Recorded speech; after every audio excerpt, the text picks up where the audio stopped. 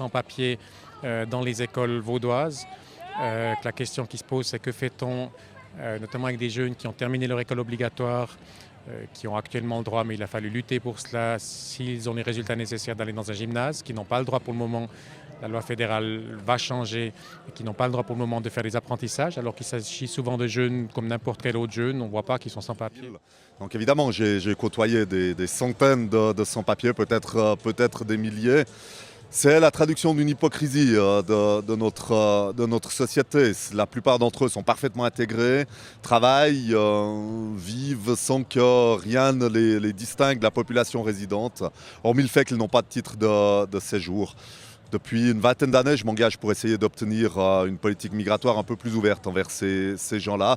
Je crois qu'on doit faire attention à construire des majorités, à construire un consensus qui nous permette d'en régulariser davantage. J'ai des voisins plein de personnes émigrées qui habitent dans une maison à côté de chez moi. Ils sont vraiment très sympas. On se salue dans la rue, mais je ne les connais pas vraiment. Alors des sans-papiers, j'en connais un qui est musicien de rue et que justement j'ai plus de nouvelles de lui.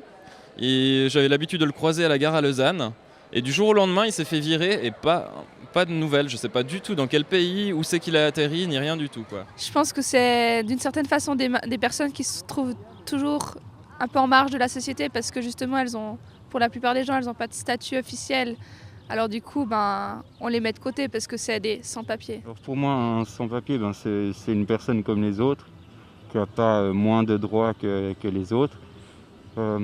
Elle est plus discriminée que les autres, ça c'est vrai, mais en soi, ça reste une personne comme vous et moi. Et personnellement, je suis pour la liberté de voyage des sans-papiers. Et il faudrait les régulariser parce qu'on est dans un pays de liberté et chacun a le droit de circuler là où il l'entend. Et voilà.